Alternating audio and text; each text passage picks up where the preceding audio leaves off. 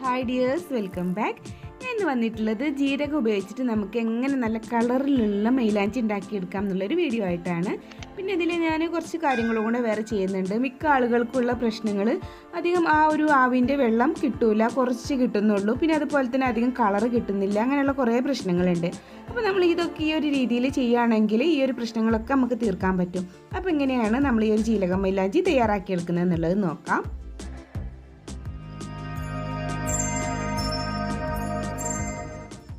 അപ്പോൾ അത് നമുക്ക് തയ്യാറാക്കി എടുക്കാൻ വേണ്ടിയിട്ട് ഞാനിവിടെ വലിയ ജീരകം എടുത്തിട്ടുണ്ട്.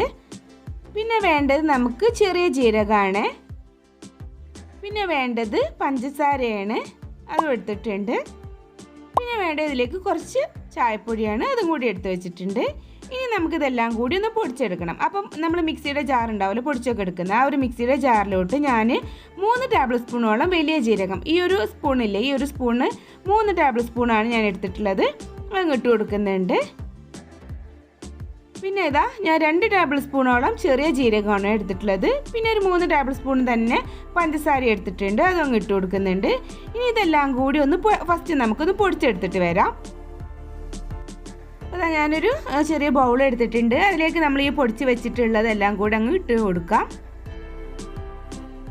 അപ്പോൾ അതാ ഞാൻ നന്നായിട്ട് പൊടിച്ചെടുത്തിട്ടുണ്ട്, കണ്ടില്ലേ, ഇതുപോലെ നല്ല നൈസായിട്ട് തന്നെ പൊടിച്ചെടുത്തിട്ടുണ്ട് കേട്ടോ.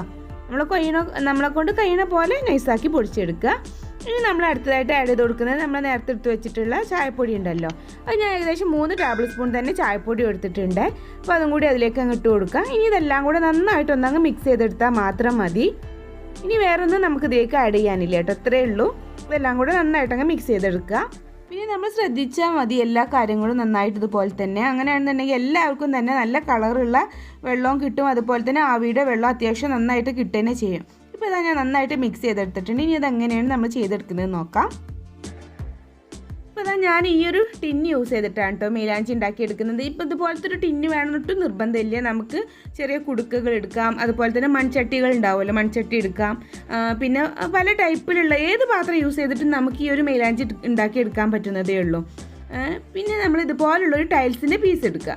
അതെന്ന് വെച്ചാൽ ഇതിൻ്റെ സെൻറ്ററിൽ വെച്ച് കൊടുക്കണം. നമുക്ക് ഇതിൻ്റെ മുകളിലാണ് ആവി വെള്ളം ഉറ്റാനുള്ള ആ ഒരു ചെറിയ പാത്രം വെച്ച് കൊടുക്കേണ്ടത്. അപ്പോൾ ഈ ഒരു ടൈൽസിൻ്റെ പീസ് വെച്ച് കൊടുക്കുകയെന്നുണ്ടെങ്കിൽ ഇതിൽ ഉറ്റുന്ന വെള്ളം ഒരിക്കലും വറ്റിയിട്ടൊന്നും പോവില്ല, അതിൽ തന്നെ നല്ല കറക്റ്റായിട്ട് തന്നെ ഉണ്ടാവും. അപ്പോൾ അതിന് വേണ്ടിയിട്ടാണ് നമ്മൾ ഇതുപോലെ വെച്ച് കൊടുക്കുന്നത്. എന്നാൽ ഈ ഒരു ടൈൽസ് പീസ് ഇല്ലയെന്നുണ്ടെങ്കിൽ അത് ചൂടായിട്ട് അതിലുള്ള വെള്ളമൊക്കെ വറ്റിപ്പോവും. ഇനി നമ്മൾ എന്ത് ചെയ്യുക, ഈ മിക്സ് ചെയ്തെടുത്തിട്ടുള്ള നമ്മുടെ ഈ ഒരു പൊടികളുണ്ടല്ലോ, ഇതെല്ലാം ഇതിനോട് അടുത്തായിട്ട് തന്നെ ഇട്ട് കൊടുക്കുക കേട്ടോ. ഈ ഒരു ഇതിനോട് അടുപ്പിച്ചിട്ട് തന്നെ ഇട്ട് കൊടുക്കുക. അതുപോലെ അങ്ങ് സൈഡിൽ കൂടെ ഇട്ട് കൊടുത്താൽ മതി. പിന്നെ എന്നുണ്ടെങ്കിൽ നമ്മൾ എപ്പോഴും ഒഴിവാക്കാറായിട്ടുള്ള പാത്രങ്ങളൊക്കെ ഇതിന് വേണ്ടിയിട്ട് യൂസ് ചെയ്യുക കേട്ടോ. അങ്ങനെ എന്നുണ്ടെങ്കിൽ പിന്നെ കുഴപ്പമൊന്നുമില്ല. എന്താ വെച്ചാൽ നമുക്ക് പിന്നെ അത് യൂസ് ചെയ്യാൻ പറ്റില്ല, അതിലൊക്കെ കറകൾ പിടിച്ചിട്ടുണ്ടാവും. അപ്പോൾ ഒഴിവാക്കുന്ന പഴയ പാത്രങ്ങളൊക്കെ ഇതിന് വേണ്ടിയിട്ട് യൂസ് ചെയ്താൽ മതിയേ. ഇതാ ഞാൻ ഇതുപോലെ അങ്ങ് എല്ലാ ഭാഗത്തേക്കും അങ്ങ് പരത്തി കൊടുത്തിട്ടുണ്ട്. സെൻറ്റർ ഇതുപോലെ ചെറിയ പാത്രവും വെച്ച് കൊടുത്തിട്ടുണ്ട്. ഇനി നമ്മളിതിൻ്റെ മുകളിൽ നന്നായിട്ട് ടൈറ്റായിട്ട് നിൽക്കാൻ പറ്റുന്ന ഒരു പാത്രം കൂടി വെക്കണം. അപ്പോൾ ഞാൻ ഇതുപോലുള്ളൊരു ചീനച്ചട്ടിയാണ് എടുത്തിട്ടുള്ളത്. അതും പഴയ ചീനച്ചട്ടി ഉണ്ടെങ്കിൽ അത് യൂസ് ചെയ്യുക, ഏതായാലും കുഴപ്പമില്ല. എന്നിട്ട് നന്നായിട്ട് ടൈറ്റായി നിൽക്കണേ, ഇതുപോലെ നന്നായിട്ട് ടൈറ്റായി നിൽക്കാനുള്ള ചീനച്ചട്ടി തന്നെ നമ്മൾ യൂസ് ചെയ്യുക. ഇനി നമ്മൾ എന്താ ചെയ്യുന്നത് വെച്ചാൽ ഇതിലേക്ക് വെള്ളമാണ് ഒഴിച്ചു കൊടുക്കുന്നത്. സാധാരണ നോർമൽ പച്ചവെള്ളം ഒഴിച്ചു കൊടുക്കുക. അതിനുശേഷം നമുക്കിതിൻ്റെ മുകളിൽ ഒരു വെയിറ്റും വെച്ച് കൊടുക്കുക കേട്ടോ. അപ്പോൾ ഞാൻ ഇതുപോലുള്ളൊരു നമ്മൾ ഇഞ്ചി വെളുത്തുള്ളിയൊക്കെ കുത്തിയെടുക്കുന്ന ഒരു കല്ലില്ലേ, അതാണ് വെച്ച് കൊടുക്കുന്നത് വെയിറ്റിന് വേണ്ടിയിട്ട്. ഇനി നമ്മൾ ഫ്ലെയിം ഓൺ ചെയ്യുകയാണ്. എന്നിട്ട് നന്നായിട്ട് ഫുൾ ഫ്ലെയിമിൽ തന്നെ ഇടുക. എന്നിട്ട് ഫുൾ ഫ്ലെയിമിൽ തന്നെ ഇട്ടിട്ട് സൈഡിലൂടെ ഇങ്ങനെ ഒരു പുക വരും. ആ ഒരു പുക വരുന്ന ടൈമിൽ നമ്മൾ എന്ത് ചെയ്താൽ മതി, ഫ്ലെയിം അങ്ങ് ലോയിലോട്ട് മാറ്റി വെച്ചാൽ മതി. അതുവരെ ഈ ഒരു ഫുൾ ഫ്ലെയിമിൽ തന്നെ കത്തട്ടെ. ഇപ്പോൾ ഇതാ ഒരു 5 മിനിറ്റൊക്കെ ആയപ്പോഴേക്ക് ഇതിൻ്റെ സൈഡിലൂടെ ഒക്കെ ഇതുപോലെ ഇങ്ങനെ പുക വരാൻ തുടങ്ങിയിട്ടുണ്ട്. അപ്പോൾ ഞാനിനി ഫ്ലെയിം അങ്ങ് ലോയിലോട്ട് മാറ്റി വെക്കുകയാണ് കേട്ടോ. ഇനി നമുക്ക് കുറച്ച് ടൈം ഒന്ന് ഇതുപോലെ തന്നെ ഇരിക്കട്ടെ. അപ്പോൾ ടൈം എങ്ങനെയാണ് ആ ഒരു കറക്റ്റ് ടൈം നമ്മൾ അറിയാമെന്നും കൂടി കാണിക്കാം.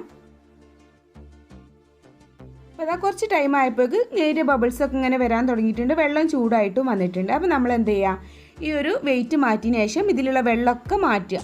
എന്നുവെച്ചാൽ ആ വെള്ളം ചൂടായിട്ട് വന്നിട്ടുണ്ട്. അപ്പോൾ ആ വെള്ളമൊക്കെ ഒന്ന് മാറ്റിയിട്ട് നമുക്ക് നല്ല തണുത്ത വെള്ളം, അതായത് സാധാരണ പച്ചവെള്ളം തന്നെ ഒഴിച്ചു കൊടുക്കുക. അങ്ങനെ എന്തിനാണ് ഒഴിച്ചു കൊടുക്കുന്നത് വെച്ചാൽ, ഇപ്പോൾ ഇതിലുള്ള വെള്ളം ചൂടാകുന്നതോട് കൂടിയിട്ട് ആ ആവിയുടെ വെള്ളം ഉറ്റൽ കുറച്ച് കുറവായിട്ട് വരും. അപ്പോൾ നമ്മൾ വീണ്ടും പച്ചവെള്ളം തന്നെ ഒഴിക്കുകയെന്നുണ്ടെങ്കിൽ എന്ത് ചെയ്യും, പിന്നെ ആ ഒരു ഇതിന് നീരാവിയുടെ ആ വെള്ളം ഉണ്ടല്ലോ അത് ആ ഒരു പാത്രത്തിൽ പിന്നെ ഊറ്റാൻ തുടങ്ങും. അപ്പോൾ അങ്ങനെ ആകുമ്പോൾ നമുക്ക് കൂടുതലായിട്ട് വെള്ളം ആ ഒരു നീരാവിയുടെ വെള്ളം കിട്ടുകയും ചെയ്യും. അപ്പോൾ അങ്ങനെയാണ് നമ്മൾ ഈ ഒരു വെള്ളം ഉണ്ടാക്കിയെടുക്കുന്നത്. അപ്പോൾ ഇതുപോലെ ഒരു 3-4 പ്രാവശ്യം ചെയ്തെടുക്കുക കേട്ടോ.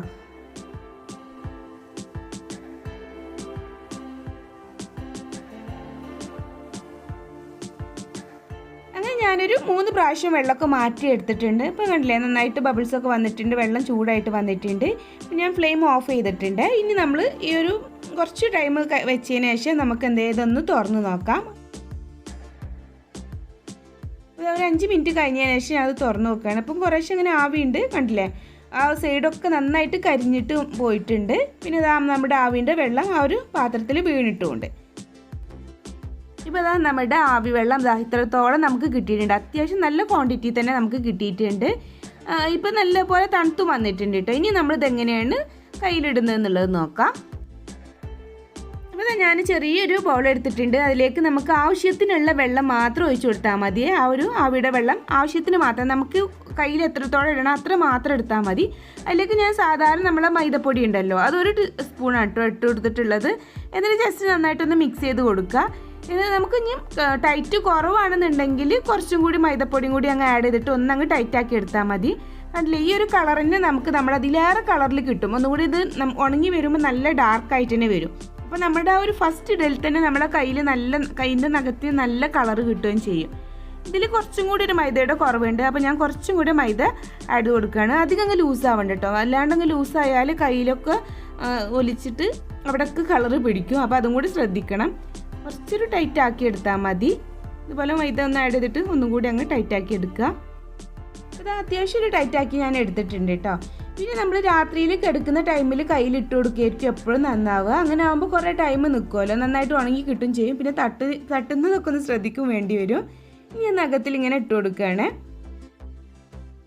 ഇപ്പോൾ ഇതന്നെ കുറച്ചൊരു ലൂസാണ്. അപ്പോൾ കുറച്ചും കൂടി ഒരു മൈദ കൂട്ടുന്നത് നല്ലതാട്ടോ. അല്ലാന്നുണ്ടെങ്കിൽ ഇങ്ങനെ സൈഡിലൊക്കെ ലീക്ക് ചെയ്തിട്ട് നമ്മളെ കയ്യിൻ്റെ സൈഡിലൊക്കെ ഇങ്ങനെ കളറ് പിടിക്കും. ഞാനിപ്പോൾ ഇത് ഇടാൻ തുടങ്ങിയതുകൊണ്ടാണ്, അല്ലെങ്കിൽ കുറച്ചും കൂടെ മൈദ ആഡ് ചെയ്യായിരുന്നു. ഇതുപോലെ എല്ലാ നഖത്തിലും ഇടുക. അപ്പോൾ ഞാൻ നഖത്തിലെല്ലാം ഇട്ട് കഴിഞ്ഞിട്ടുണ്ട് കേട്ടോ. ഇനി ഞാനിപ്പോൾ രാത്രിയിലാണ് ഇതിട്ട് കിടക്കുന്നത്, രാവിലെ ഊരി കളയേ ഉള്ളൂ. അങ്ങനെ ഞാൻ പിറ്റേ ദിവസം ഒക്കെ ഊരി കളഞ്ഞതിന് ശേഷം വൈകുന്നേരത്താണ് കേട്ടോ ഈ ഒരു വീഡിയോ എടുത്തത്. എന്ന് വെച്ചാൽ നമ്മൾ ഊരിയ ഉടനെ തന്നെ അധികം അങ്ങ് ഡാർക്ക് ഉണ്ടാവില്ല. പക്ഷേ വൈകുന്നേരം ആവുന്നതോട് കൂടിയിട്ട് തന്നെ ഇങ്ങനെ ഡാർക്ക് കൂടിയിട്ട് വരിക ചെയ്യുക. അങ്ങനെ ഞാൻ 2 നഖത്തിൽ ഇട്ടിട്ടുണ്ടായിരുന്നു. പിന്നെ ഞാൻ പറഞ്ഞല്ലോ സൈഡിലോട്ടൊക്കെ ലീക്ക് ആവുന്നുണ്ട്, കുറച്ച് ലൂസ് ആയതുകൊണ്ടാണ്. കുറച്ച് ടൈറ്റ് ആയിട്ടുണ്ടെന്നുണ്ടെങ്കിൽ സൈഡിലോട്ടൊന്നും ലീക്ക് വരില്ല. കണ്ടില്ലേ അപ്പോൾ അത്ര ചുവപ്പാണ് എനിക്ക് ഫസ്റ്റ് തന്നെ ഇടല് കിട്ടിയിട്ടുള്ളത് കേട്ടോ. അതാ ഈ ഒരു വീഡിയോ ഉണ്ടല്ലോ, ഇത് ഞാൻ 2 ദിവസം കഴിഞ്ഞാരെടുത്ത വീഡിയോ ആണ്. കണ്ടില്ലേ അപ്പോൾ സൈഡത്തെ ആ ഒരു കളറൊക്കെ പോയിട്ട് നല്ല ക്ലീൻ ആയിട്ട് വന്നിട്ടുണ്ട്. നല്ല കളർ. ആകെ ഒരു പ്രാവശ്യം ഞാൻ ഈ ഒരു മെയിലാഞ്ചി ഇട്ടിട്ടുള്ളൂ, അപ്പോൾ തന്നെ നല്ല കളർ കിട്ടിയിട്ടുണ്ട് കേട്ടോ. അപ്പോൾ എല്ലാവരും ഇതുപോലെ ഒന്ന് ട്രൈ ചെയ്ത് നോക്കുക. എല്ലാവർക്കും ഇതുപോലെ നല്ല കളറുള്ള മെയിലാഞ്ചി കിട്ടുകയും ചെയ്യും, ആവി വെള്ളം നന്നായിട്ട് കിട്ടുകയും ചെയ്യും, നമുക്ക് പിന്നെ യൂസ് ചെയ്യുകയും ചെയ്യാം. അപ്പോൾ നിങ്ങൾക്ക് ഈ ഒരു വീഡിയോ ഇഷ്ടമായിട്ടുണ്ടെന്നുണ്ടെങ്കിൽ ഒന്ന് ലൈക്ക് ചെയ്യാനും കമൻറ്റ് ചെയ്യാനും നിങ്ങളുടെ ഫ്രണ്ട്സ് റിലേറ്റീവ്സ് ആയിട്ടൊക്കെ ഒന്ന് ഷെയർ ചെയ്യാനും മറക്കരുത്. അപ്പോൾ ഇൻഷാല്ലാ ഇനി ഒരു പുതിയ വീഡിയോ ആയിട്ട് വരുന്നവരേക്കും ബായ്, താങ്ക് യു, അസ്സലാമു അലൈക്കും.